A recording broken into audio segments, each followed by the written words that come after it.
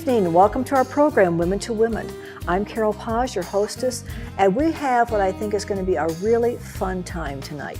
But before we introduce our guests, I'd like to thank our sponsors, Vila Basque Deli and Cafe, home of Pete's famous Basque chorizo right here in Carson City, as well as Carpa Nevada LLC, importer of fine Portuguese olive oils, aged balsamic vinegar, and international teas.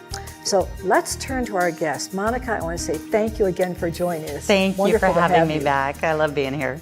And you know, Monica, everyone knows that face, everyone knows that voice from out of Reno with KOH, Monica Jaye.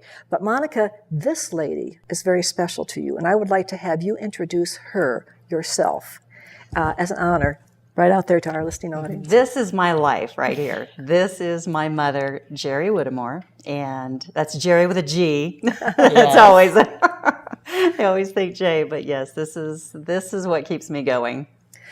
Thank you, Jerry. Let me say thanks for coming here with Monica. Sometimes that could be really risky. Otherwise, very risky. Very risky. Yes. Okay. You know, it's such a it's kind of like a dream show to be able to have family come on together, and the two of you have been so closely intertwined all of your lives. I understood that from the first time I interviewed Monica, that you were such a strong influence, a very positive influence in her life in so many ways. So I hope that we convey that to our viewing audience, that not only as women, but as we grow up, those relationships that we have with family just become extremely precious. They're treasures. And they need to be taken care of over the years in very special ways. So, Jerry, in spite of a daughter who makes her living by talking a lot, okay, I'm going to let you start off. I'm just going to sit here and be quiet. I doubt that. That's not possible. Well, Jerry, tell us a little bit about yourself, just in terms of where you grew up, and where is your pecking order in the line of your family history? Okay. Tell us a little bit about your family. I grew up in Redding, California. I was born and raised and spent most of my life there. I got my sense of being with my daughter so close was because my mother and her mother were extremely close, and I was extremely close with my mother. And so that just kind of passed on down to Monica and I. You know, you lived it, you saw it, and you felt it. Right. So it was a natural thing to pass on to Monica.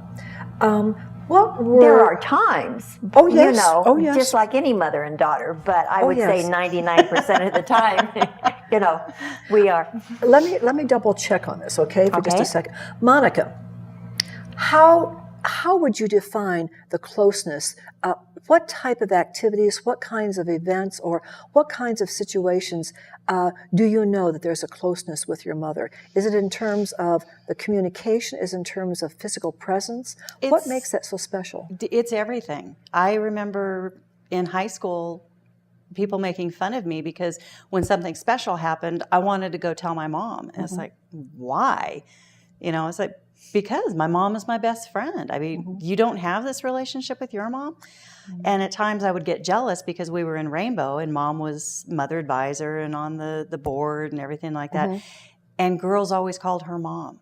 And it's like, no, that's my mom. And so we would do things together. And I think the culmination was really, especially when it was pointed out to my husband, that I wanted my mom, you know, my mom and dad at the time to go on our honeymoon with us because we have such a great time together. I know. Everybody put their foot down, but I thought, you know, mom would have a really good time here. And now we always vacation together, you know. That's neat. That's neat. We make special memories, and my husband loves her. I would believe and that. she loves my husband to the point where I think if I ever screw up, that she's keeping him and not me. But it's just always been that way. That also speaks something else about your mother. It's very important, and I think, you know, we're in the same situation that we have sons-in-laws, we have daughters-in-laws, but there's also a very respectful recognition of where we fit into that marriage of Monica and Martin, or my son and my daughter-in-law. What have you learned, Jerry, in becoming a mother-in-law? Where not everything can you participate in, okay, but a great deal with Monica and her husband. And yet at the same time, there is some distance or some separateness.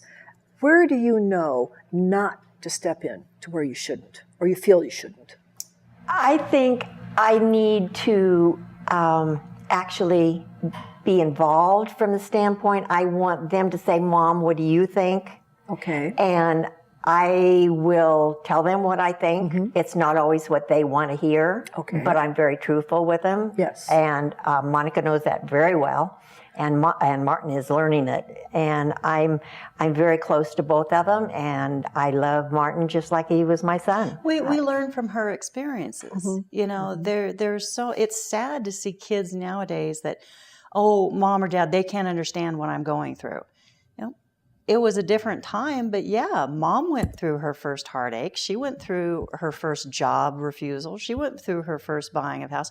She's done everything already mm-hmm. in her life that my husband and I go through, and I've just always trusted those experiences. And I've never said you have to do it this way, or I will right. say, you know, this is my opinion, and it's only my opinion. You do whatever you want to do. Right. It's your life. But you've established a respect that they have for you and your opinions. Right, and because I you don't. And you know, that's not always, you don't always see that or feel that in family relationships. Right. And they trust your honesty. They trust your perspective. And there's also, as Monica is saying, we have an expression, there's nothing new under the sun. Mm-hmm. And she's basically saying, that is true. What mom has been through, we have, or we're going through it, or we will be going through it. And so let's check out her side. Yeah. I don't know why younger people kind of carry that attitude around on inside their head that they wouldn't understand. Mom or dad wouldn't understand that. Right.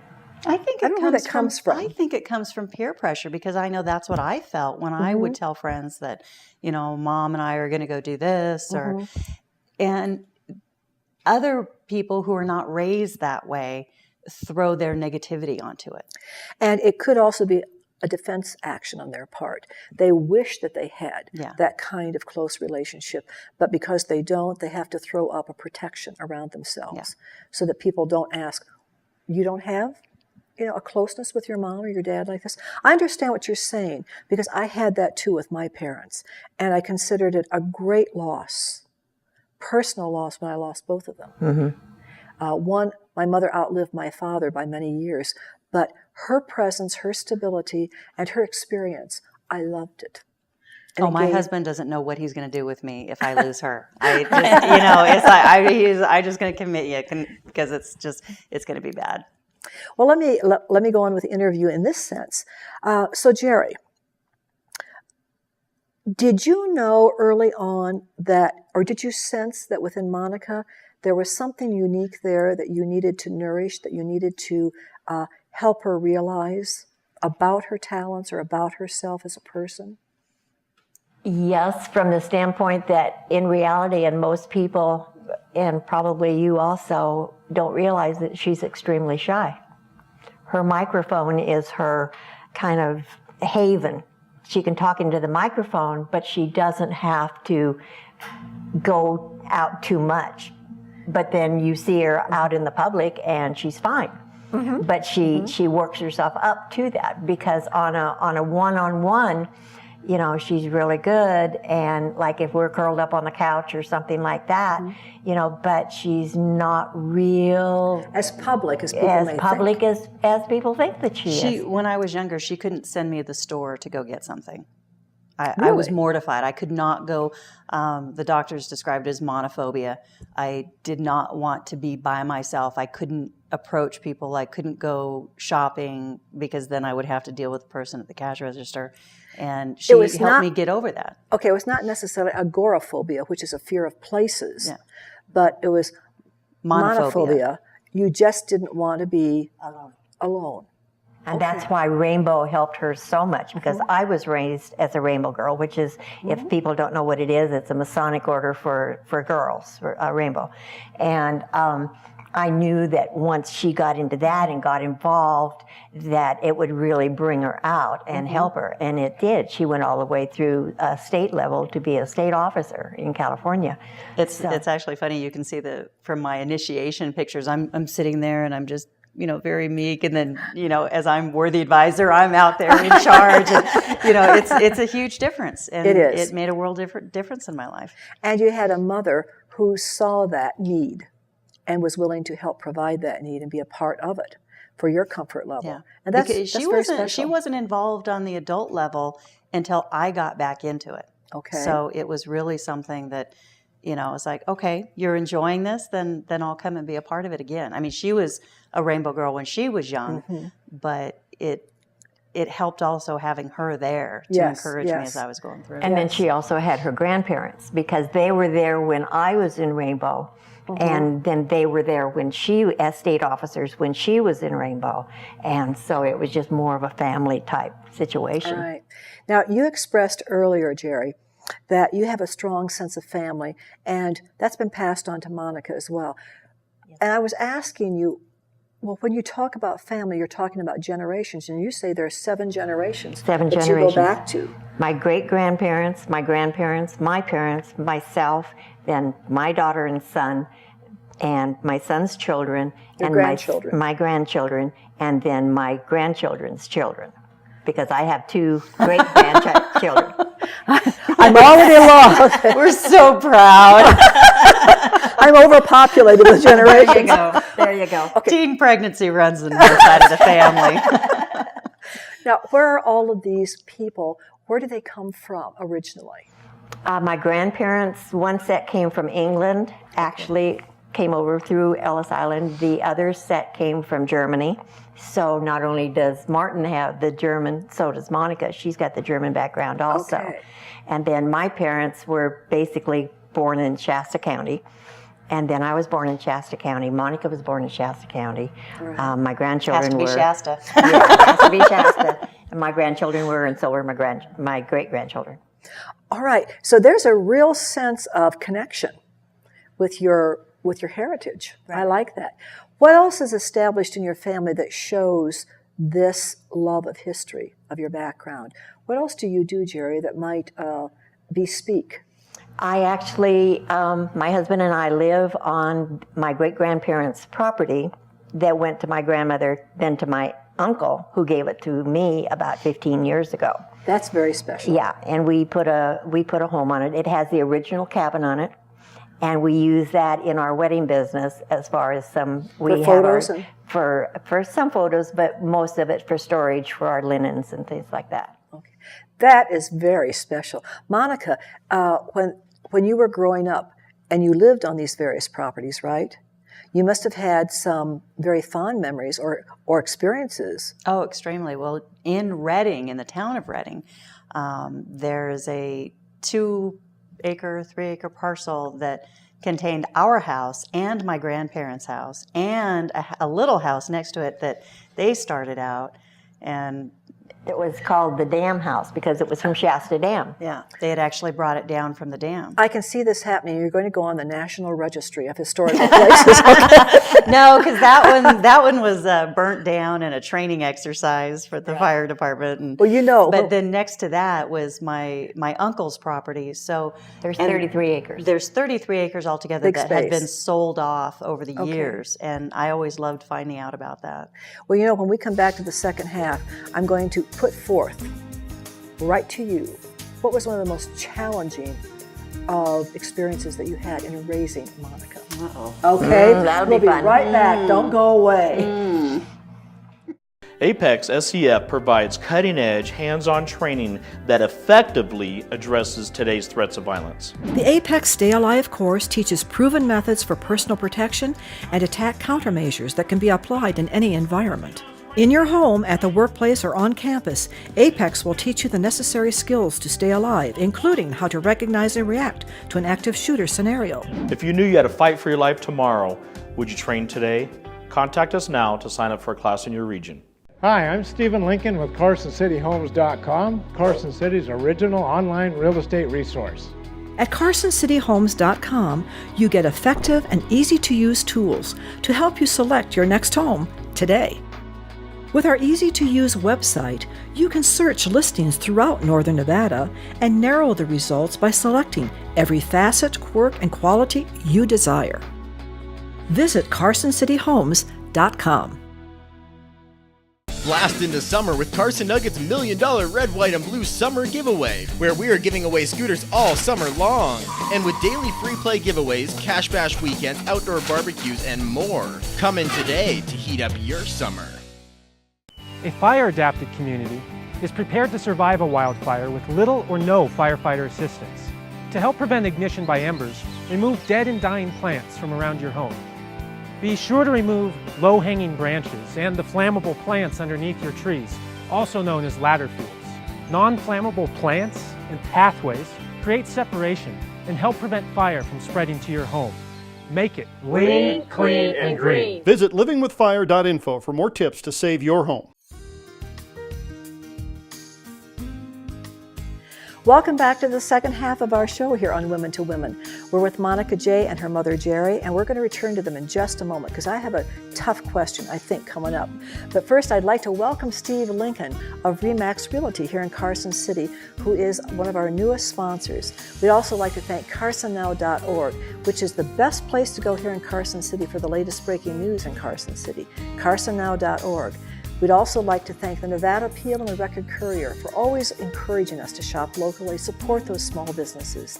And we'd also like to thank the Carson Nugget and Casino for being there in the community whenever you need them. They are there. So let's return to Monica and Mom.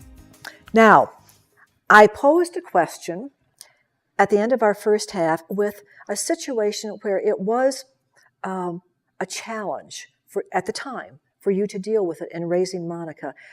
There are lots of things that moms and dads go through in raising their children. And we could probably say, once we get it started, we're on a roll. But is there one in particular that really kind of made your throat squeeze tight or your heart come right up into your throat that was scary? Yes, we lived right next to what was called the ACID Canal. Right. And my grandfather had actually drowned in that canal the day that it went into process. He was instrumental in getting it built because of the ranchers and everything, so that everybody would have irrigation. And so that's always been kind of a scary thing as far as that someone drowning in it. And she was probably, I would say, maybe 3-4 years old. It's about 4. About 4. And she had a tendency to like to hide places. And so her dad and I could find her nowhere. On that day. On that day. And so we had all the neighbors out looking for her, and we were looking for her, and we finally called in we were in the county at that time, and so we called in the sheriff's department, and they were looking for her. We had searched the house, under beds, everywhere that we could think of. Calling her name. Calling her name, and anything from Monica Jaye, Monica Jean, and no answer at all. And you just freeze and panic. You just panic. I mean, she's your baby and she's gone. You know, don't know if she's drowned, if somebody's picked her up or whatever. It's terrible. It's a worse I feeling. loved playing around the canal. Yeah. I love the water. It was fascinated by it. And so all of a sudden she comes walking out. What's the matter? What's the matter? She had crawled behind a door and gone to sleep. Oh, I was woken up by the sound of voices calling her name. About a half an hour And then later, the way they were calling my name, I was too scared to come out. It's like, I'm staying here. And you are so overwhelmed with gratitude. Mm-hmm. There is no discipline. You can't think about ever, verbally or physically. You're just so grateful to have them in your arms again. I've been there. Yes, but we did talk about it the next day. Oh, yes, there comes a time. And for 46 years after that. Okay, let me ask you, Monica. In the closeness of parents and a very special childhood that you had, was there ever a time when you thought, you know what, this this notoriety or this fame that I'm accomplishing here, this being known as a personality per se in Northern Nevada, particularly on the radio, and you're recognized when you're out.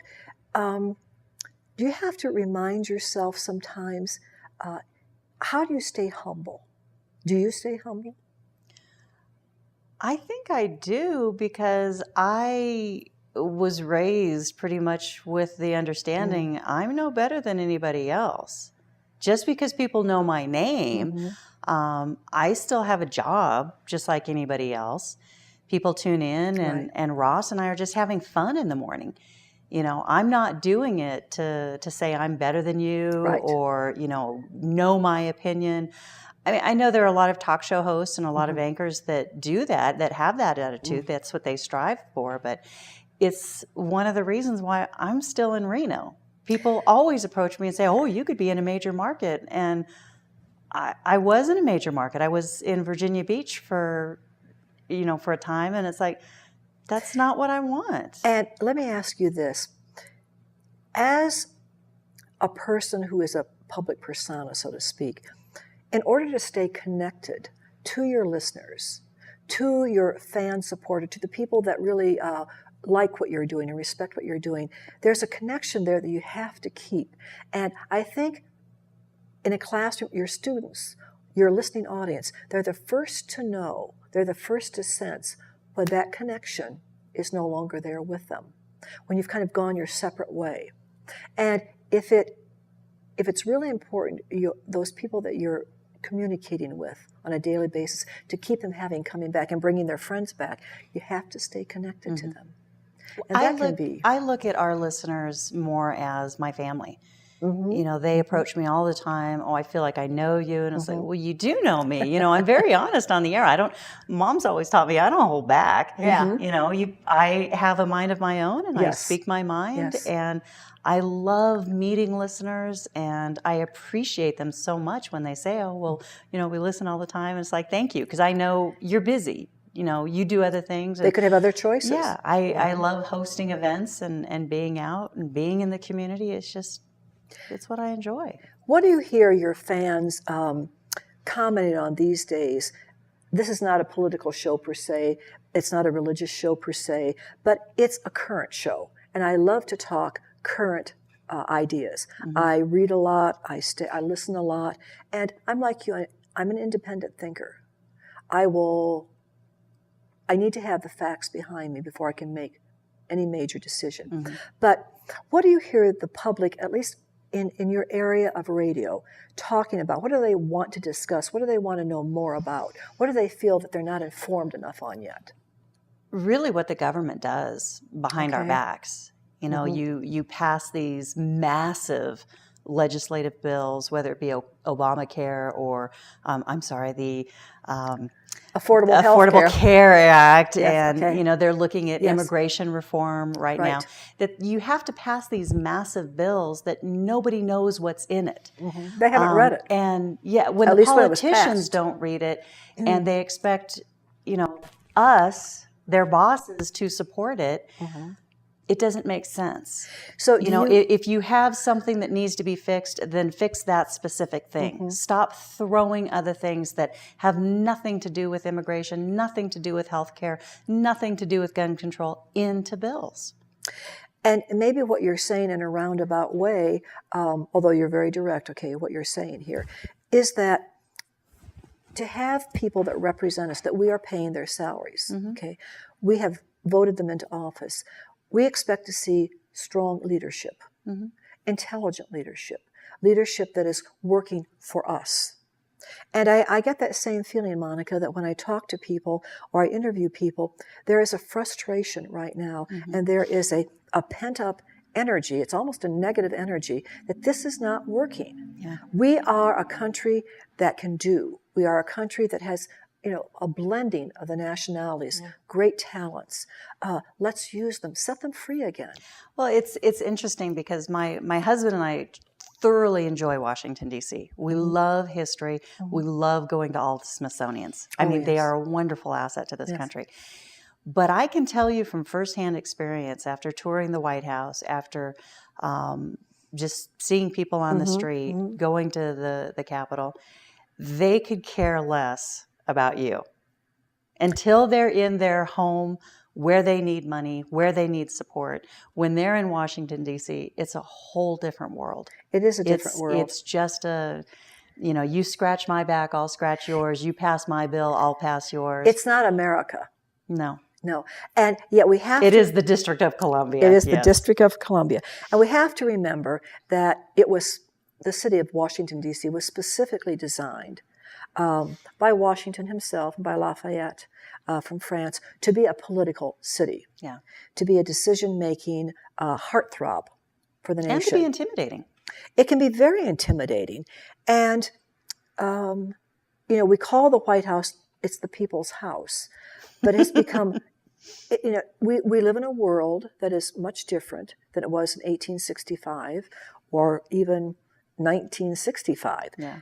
Security has become a real issue for all of us. However, the integrity, the spirit of the land, the spirit of the founders, and why they came here, do you think it's getting lost? Oh, it is lost.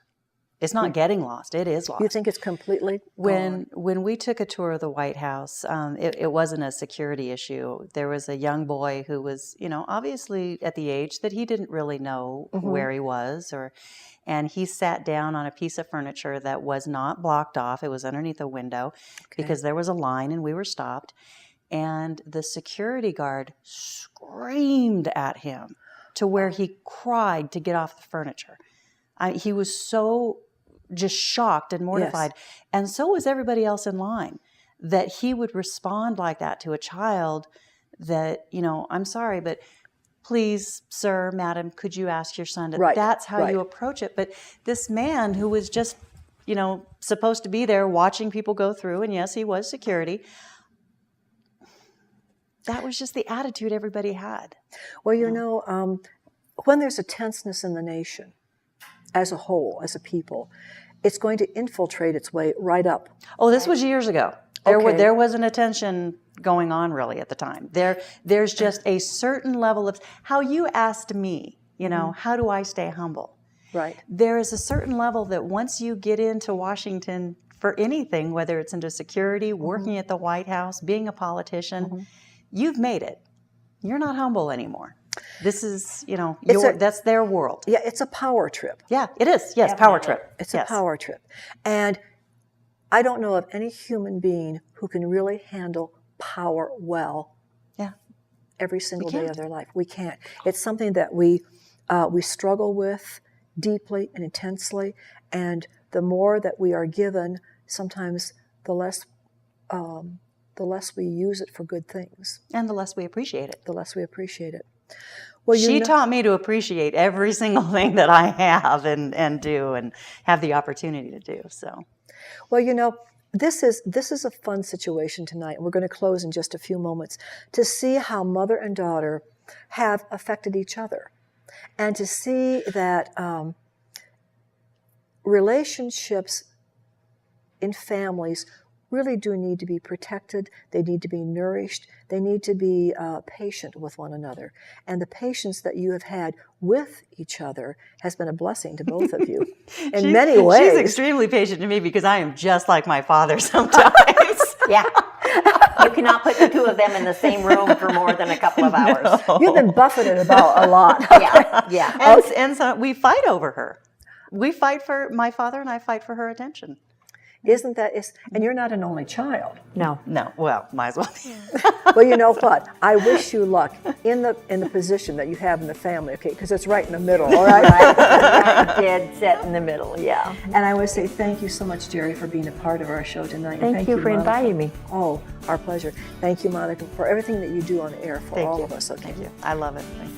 Well, we hope to have you back sometime in the future, okay? But you have to take good care of yourself. All right. All right. Thank you so much for this evening, for joining us. We'll be back next week with a brand new guest.